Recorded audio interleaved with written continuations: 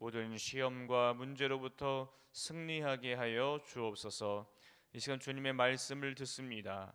하나님의 큰 은혜가 임하게 하여 주옵소서. 살아계신 예수 그리스도의 이름으로 기도하였습니다. 아멘. 오늘 우리에게 주시는 하나님의 말씀은 로마서 12장 14절에서 21절 말씀입니다. 로마서 12장 14절에서 21절 말씀입니다. 우리 다 같이 한 목소리로 읽도록 하겠습니다. 너희를 박해하는 자를 축복하라. 축복하고 저주하지 말라. 즐거워하는 자들과 함께 즐거워하고 우는 자들과 함께 울라. 서로 마음을 같이하며 높은 데 마음을 두지 말고 도리어 낮은 데 처하며 스스로 지혜 있는 채 하지 말라. 아무에게도 악을 악으로 갚지 말고 모든 사람 앞에서 선한 일을 도모하라. 할 수 있거든 너희로서는 모든 사람과 더불어 화목하라. 내 사랑하는 자들아, 너희가 친히 원수를 갚지 말고 하나님의 진노하심에 맡기라. 기록되었으되 원수 갚는 것이 내게 있으니 내가 갚으리라고 주께서 말씀하시니라. 내 원수가 줄이거든 먹이고 목마르거든 마시게 하라. 그리함으로 내가 숯불을 그 머리에 쌓아 놓으리라. 악에게 지지 말고 선으로 악을 이기라. 아멘. 오늘 새벽에 나오신 여러분들에게 하나님의 은혜와 평강이 넘치시기를 축복합니다. 오늘은 로마서 12장의 마지막 부분입니다. 로마서 12장은 구원의 은혜를 입은 그리스도인들이 교회 공동체에서 어떻게 살아가야 하는가에 대해서 말하고 있습니다. 특히 오늘 말씀은 박해하고 핍박하는 원수와 같은 그런 대적자들에 대해서 그리스도인이라면 어떻게 해야 하는가에 대해서 어떻게 보면 구체적으로 얘기하고 있습니다. 오늘 설교는 이 말씀으로 대체하겠습니다 하고 마치면 좋겠죠. 너무 구체적으로 잘 나와 있어요. 그냥 이렇게 하시면 됩니다. 그쵸? 원수를 사랑하라. 어떻게 사랑하는 거야? 이렇게 사랑하면 돼요. 그러면 오늘 설교는 끝. 그쵸? 이렇게 사랑하면 돼요. 마태복음 5장에서 예수님 말씀하시죠. 너희 원수를 사랑하며 너희를 박해하는 자를 위하여 기도하라. 그렇게 하시면 돼요. 원수를 사랑하고 박해하는 자를 위하여 기도하라. 이 말씀을 가장 가까이에서 들었던 사람은 예수님의 제자들이었습니다. 너희가 예수님의 제자라면 원수를 사랑해야 한다. 이렇게 얘기하고 있습니다. 원수를 사랑하라는 말은 그리스도인들에겐 무척 어려운 말이에요. 그러나 또한 세상 사람들에게는 어려운 말이에요. 왜냐하면 세상 사람들은 원수를 사랑하지 않기 때문에 그래요. 그러나 그리스도인들 중에도 원수를 사랑하지 못하며 살아가는 사람들이 많이 있을 것입니다. 우리는 원수를 사랑해야 한다라는 이 주님의 말씀 앞에 그렇게 살지 못하는 나의 연약한 부분을 주님 앞에 회개해야 할 거예요.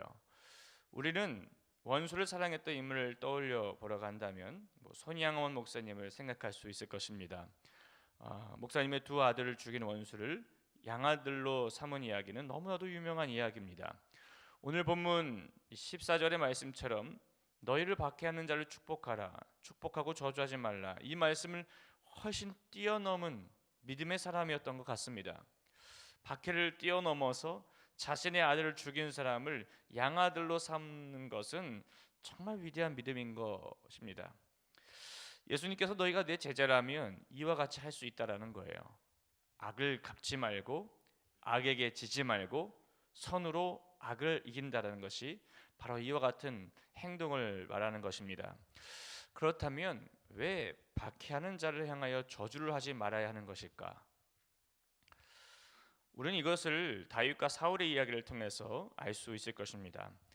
다윗이 블레셋 사람을 죽이고 돌아올 때 모든 성읍에서 여인들이 나와서 이렇게 말하는 거예요. 사울이 죽인 자는 천천히요, 다윗은 만만히로다라고 하는 그 말을 들은 사울 왕이 그 말에 굉장히 불쾌하기 시작하면서 사울 왕이 마지막에 스스로 자결하기까지 다윗을 끝까지 추적하면서 죽이려고 했던 왕이었습니다. 어느 날 이 다윗 왕과 그의 용사들이 숨은 구굴이 있었어요. 구굴에 숨어 있는데 사울 왕이 용변을 보러 들어옵니다. 주변의 용사들은 이때가 기회입니다. 죽이십시오라고 얘기해요. 그러나 다윗은 사울의 겉옷자락만 베고 사울 왕을 살려줍니다. 자신의 목숨을 빼앗으려고 했던 사람을 죽이지 않았던 이유는 그 이유를 하나님에게서 찾아요. 사울 왕은 여호와의 기름 부음을 받은 자이기 때문이다라는 거예요. 여러분은 어떤 사람을 이와 같이 나를 핍박하고 박해하는 사람들에 대하여 축복하려고 하는 이유, 용서하려는 이유, 그 이유를 어디서 찾으십니까? 말씀에서 찾아야 돼요. 그리스도인들의 결론은 말씀입니다. 그리스도인들의 모든 질문의 대답은 말씀이어야 합니다. 말씀대로 하시면 돼요. 여호와의 기름 부음을 받은 자이기 때문에 그렇습니다라는 거예요. 얼마든지 죽여도 아무도 뭐라고 할 사람이 없음에도 불구하고 다윗은 사람들의 평가보다 하나님을 두려워할 줄 아는 사람이었기에 하나님을 근거로 삼아 사울 왕을 살려줍니다. 자신의 이성으로, 자신의 감정으로 생각한다면 사울 왕을 죽였을지 몰라요. 그러나 하나님의 말씀을 의지하니까 그렇게 할 수 없다라는 겁니다. 내 이성으로는 원수를 사랑할 수가 없어요. 똑같이 해줘야 돼. 날 핍박했으니 당신도 똑같이 핍박을 당해야 돼. 내 감정적으로는 더 하고 싶어. 그게 사람의 죄인된 우리의 모습입니다. 근데 그리스도인들은 이성으로 살아가는 것도 아니고, 뭐 이성도 필요하죠. 감정적인 사람이 되어서는 안 되죠.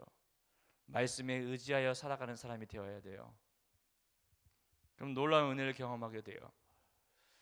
베드로가 어느 날 물고기를 잡으러 갔는데 아무리 해도 고기가 안 잡혀요. 그러니까 예수님이 오셔서 하는 말이 저쪽에다 그물 내려봐라. 그 베드로가 하는 말이 주님 내가 하루 종일 그물을 내려봤어요. 안 됩니다. 저는 고기 잡는 선수예요. 이런 말이 나오지 않아요. 주의 말씀에 의지하여 내가 그물을 내립니다. 그때 많은 고기를 잡아요. 우리가 살아갈 때 내 너무 경험을 의지하면 살아요. 내 판단으로 살아요. 나 전문가야 그거. 말 듣질 않아요. 그때 베드로처럼 내가 말씀에 의지하여 그물을 내립니다. 이와 같은 순종이 있어야 됩니다. 그럴 때에 박해하는 자를 위하여 축복할 수 있어요. 어떻게 원수를 사랑할 수 있겠습니까? 내 이성과 감정이 동의가 되지 않는데 그럴 때 말씀에 동의하시길 바라요. 말씀에 동의하면 원수를 사랑할 수 있습니다. 예수 그리스도께서는 예수 그리스도를 향하여 욕을 할지라도 핍박을 할지라도 침묵하셨어요. 조용히 하셨어요. 왜요? 구원하기 위해서. 여러분을 향하여 박해하는 자를 구원하기 위해서 축복하라. 말씀에 동의하십시오. 그러면 그게 가능하다는 거예요. 주님의 말씀을 의지하여 저주하지 마시고 축복해 주십시오. 그것이 악으로 갚는 것이 아니라 선으로 악을 이기는 방법인 거예요. 우리가 교회 공동체 생활을 할 때 또한 중요한 것은 함께라는 것입니다. 즐거워하는 자들이 있으면 함께 즐거워하고 우는 자들이 있으면 함께 울어주는 것, 그것이 진정한 교회 공동체의 모습인 것입니다.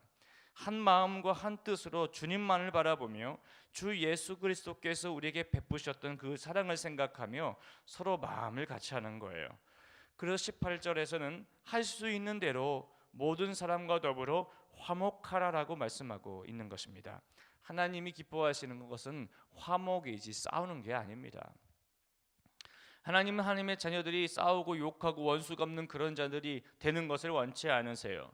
세상은 원수 갚는 것이 당연한 것처럼 말할지 모르지만, 그것이 합리적이라고 할지 모르지만, 하나님께서는 원수를 갚지 말고 하나님의 진노하심에 맡기라라고 말씀하십니다.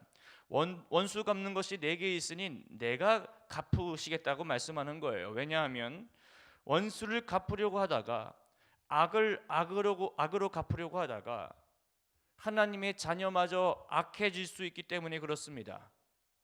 여러분들마저도 악해질 수 있기 때문에 그래요. 나도 똑같이 핍박을 하다가 여러분들도 악해질 수 있기 때문에 그래요. 악을 악으로 갚는 것은 마귀가 파놓은 함정이나 마찬가지예요. 악을 악으로 갚으면 그것은 계속해서 반복되는 문제가 됩니다. 해결되지가 않아요. 악을 멈추는 방법은 선으로 갚는 방법밖에 없어요.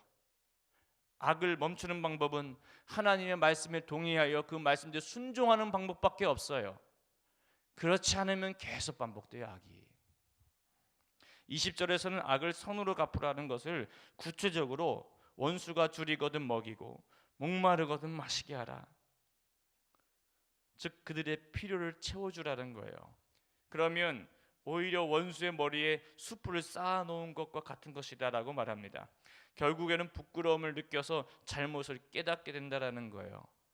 근데 우리 성격 같아서는 못 참죠. 인내하라. 인내하라. 인내가 성령의 열매잖아요. 그래서 우리에게 필요한 게 무엇입니까? 성령 충만. 성령이 임하면 인내할 수 있어요. 참을 수 있어요. 그렇게도 안 된다면 하나님의 진노하심이 임하게 된다라는 거예요. 너희들이 심판하지 마.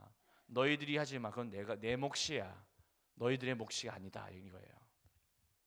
사랑하신 여러분, 교회 생활을 할 때 또는 세상에서 살아갈 때 나를 박해하는 자들이 분명히 있습니다. 그러나 똑같이 행동하는 것은 악을 악으로 갚아서 반복되는 문제들만 발생하게 되는 것입니다. 악을 선으로 갚는 것, 그것은 박해하는 자를 축복하는 것인 줄 믿습니다. 주님의 말씀에 의지하여 원수까지 사랑할 수 있는 거룩한 주의 백성이 되기를 바랍니다. 오늘 하루를 살아가실 때 악에게 지지 말고 선으로 악을 이기시는 주의 백성들이 되기를 축복합니다. 기도하겠습니다. 살아계신 하나님, 박해하는 자들을 축복하는 것이 쉽지 않습니다. 그러나 주의 말씀을 의지함으로 그렇게 해보겠습니다. 그럴 때 원수들이 사라지고 박해가 사라지는 은혜가 있게 하여 주옵소서. 즐거워하는 자들과 함께 즐거워하고 우는 자들이 있다면 함께 울 수 있는 믿음의 사람이 되게 하여 주옵소서. 살아계신 예수님의 이름으로 기도하였습니다. 아멘. 오늘은 선교에 대한 공동 기도문을 함께 교독하겠습니다. 모든 민족과 나라에 십자가의 복음을 전하도록 온 세계에 12개의 선교 센터를 세우게 하옵소서.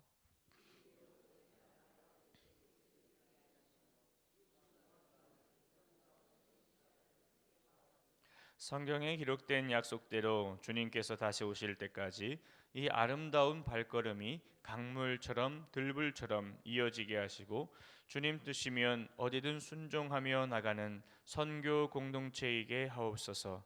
한 사람을 사랑하고 찾으시는 하늘 아버지의 마음이게 하옵소서. 아멘.